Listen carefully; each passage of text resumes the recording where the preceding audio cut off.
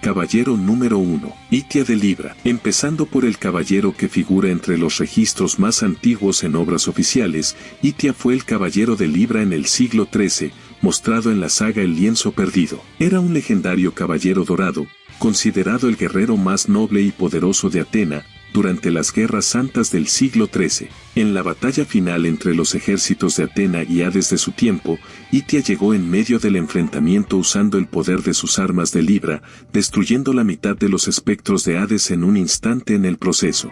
Después de esta pelea, solo él y Crest de Acuario sobrevivieron. Itia fue ascendido al rango de patriarca del santuario, pasando a gobernarlo durante los siglos siguientes. Al educar a la nueva generación de caballeros, quería lograr su sueño de un mundo ideal. Sin embargo, al darse cuenta de que su vida llegaría a su fin, Itia acabó desilusionándose de la maldad de los corazones humanos. Concluyó que lograr su objetivo sería imposible si la humanidad no superara su propia naturaleza defectuosa. Sus pensamientos lo llevaron a traicionar a Atena y aliarse con Hades en el siglo XVI. Termina siendo convencido por los dioses gemelos, Thanatos e Hipnos. Luego, Itia orquestó su propia muerte, para luego ser revivido y recuperar su juventud. Tuvo ayuda de su discípulo Gateward de Aries. Sin embargo, sus planes son destruidos por sus discípulos Rakurei y Seiji. Caballero número 2. Seiji de Cáncer. En el siglo XVI mostrado en The Lost Canvas, sin duda el caballero dorado más poderoso es Seiji de Cáncer.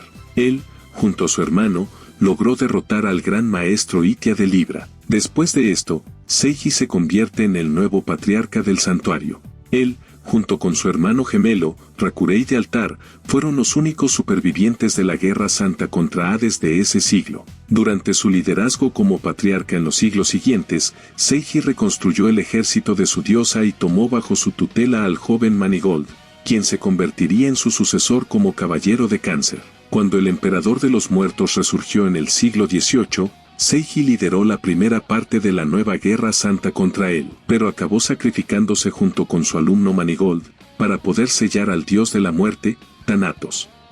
Caballero número 3. Ilias de León. El caballero más poderoso, que murió en el lienzo perdido antes de la guerra principal contra Hades en el siglo XVIII, no fue otro que el león Ilias. Fue un guerrero legendario entre los caballeros dorados en el siglo XVIII, siendo conocido como un verdadero héroe. Ilias forma parte de la primera generación de caballeros dorados del siglo XVIII, a su lado estaban Rugonis de Piscis y Zafiri de Escorpio. Los caballeros dorados, que libraron la gran guerra santa contra el Hades en el siglo XVIII del lienzo perdido, tenían a Ilias como ejemplo. Aspros, Asgar y Sísifo lo admiraban. Ilias tuvo un hijo con la ninfa Arques, lo llamaron Regulus. Sin embargo, la ninfa muere misteriosamente. Ilias decide entonces aislarse en una región boscosa, cercana a un pueblo, para poder dedicarse exclusivamente a cuidar y enseñar a su hijo recién nacido. También intentó encontrar la perfecta comunión armoniosa con la naturaleza, siendo este el octavo sentido. Ilias padecía una grave enfermedad pulmonar que le impedía luchar, y a medida que Regulus crecía, su padre se volvía cada vez más delgado y demacrado. El caballero legendario luego usa lo último de sus fuerzas para luchar en un combate mortal contra Radamantis de Wyvern. Por estar muy débil, el hombre Leo pierde la vida, pero muestra suficiente poder como para cortar el cuerno del Wyvern. Al alcanzar el octavo sentido, Ilias no quedó sujeto a las leyes del inframundo, y su alma, junto con la de Arx, vagaba con el viento, y por tanto pudo comunicarse con Asmita y su hermano Sísifo, enseñándoles el principio del octavo sentido, además de guiar a su hijo Regulus en la lucha final contra Radamantis.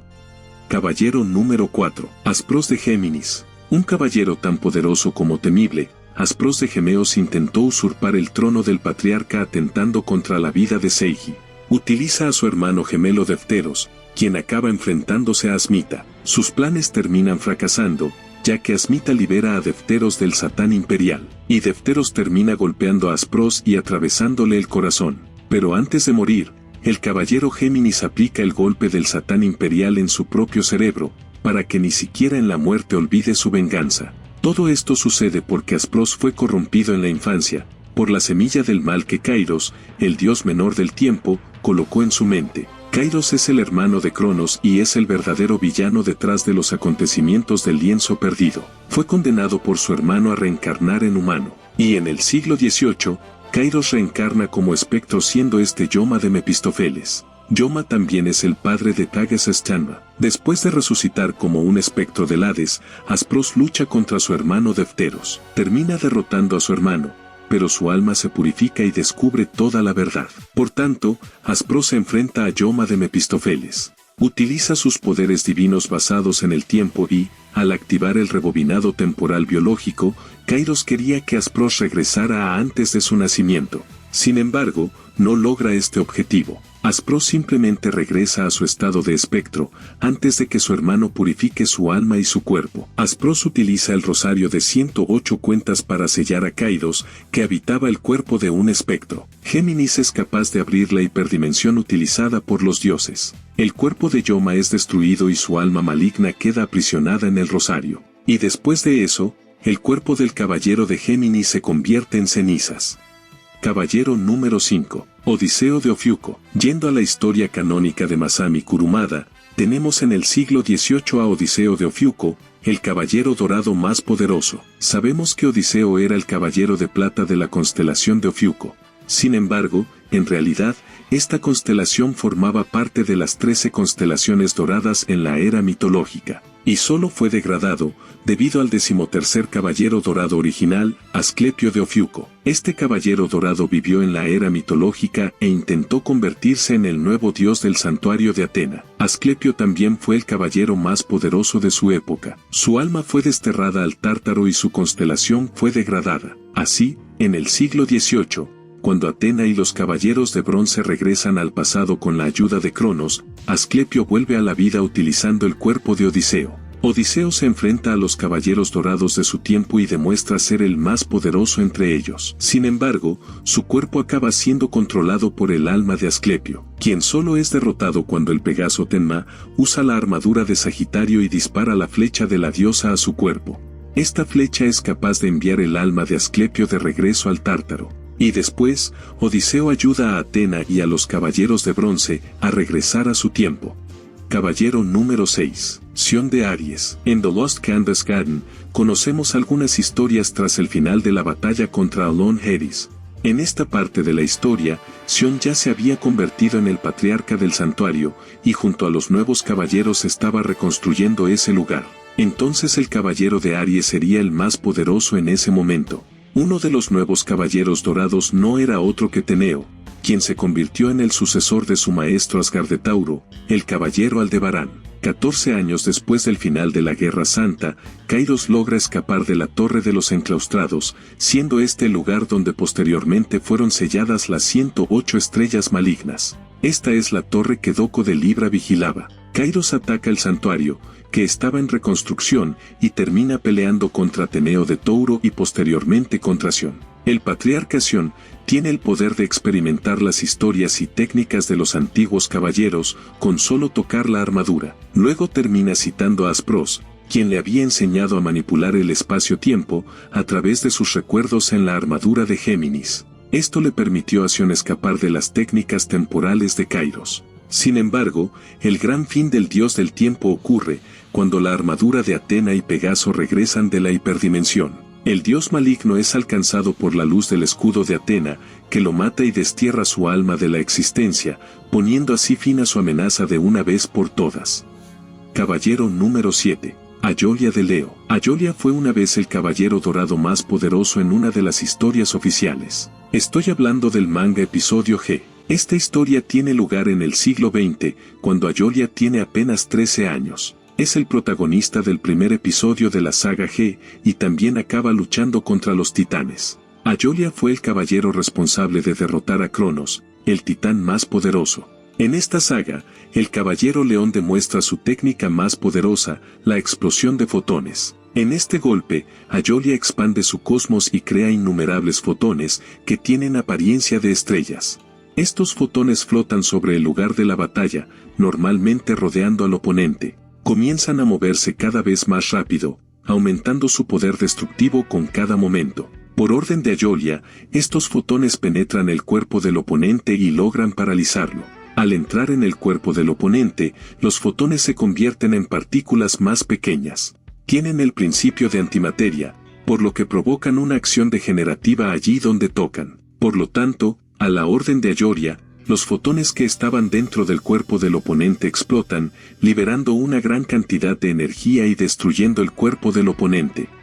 Caballero número 8. Saga de Géminis. Yendo a la clásica saga de los Caballeros del Zodiaco, sin duda el caballero dorado más poderoso del siglo XX sería Saga de Géminis. Cuando la pequeña diosa Atena nace ante la estatua de Atena, Sion convoca una reunión con todos los santos dorados. Pronto dice que elegirá un sucesor entre los caballeros. Shura dice que solo Saga y Aiolos eran lo suficientemente fuertes como para postularse para este puesto, y Sion dice que sí. Aiolos revela que Saga lo superó en todo. Sin embargo, a partir de ese momento, la parte malvada de Saga comienza a atormentarlo. Y tras enterarse de que el patriarca elegiría a Aiolos, Saga se encuentra con su hermano Canon. El gemelo malvado instiga a Saga a matar a Atena y el patriarca. El caballero dorado acaba siendo tomado por su lado malvado y así mata al patriarca Sion. Aiolos lo descubre todo e incluso logra salvar a Atena. Pero Saga, haciéndose pasar por el patriarca,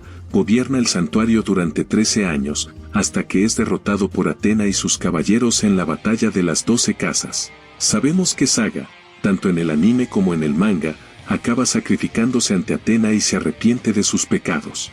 Caballero número 9. Seiya de Sagitario. En el siglo XXI, Seiya de Sagitario es considerado el santo dorado más poderoso. En la saga Omega se le llama el caballero legendario y sigue siendo el principal guardián de Atena. Participa activamente en toda la saga Omega. Seiya, incluso en su forma astral, salva al caballero Kouga de Pegaso varias veces. Kouga es el sucesor de Seiya, fue criado por Atena, China y Tatsumi desde que era un bebé, y después de ser liberado de su sellado en Marte, Seiya lucha junto a Kouga e incluso le presta la armadura de Sagitario. En la segunda parte de la saga Omega, Seiya y Kouga luchan junto a los otros caballeros para derrotar a los Palacites y al dios Saturno. Sin embargo, en el manga episodio G-Requiem, Seiya también se transforma en un caballero dorado. En esta historia termina siendo el último caballero sobreviviente. Esto se debe a que las constelaciones en el cielo fueron borradas por los dioses. Las armaduras han perdido su brillo y los caballeros fueron derrotados.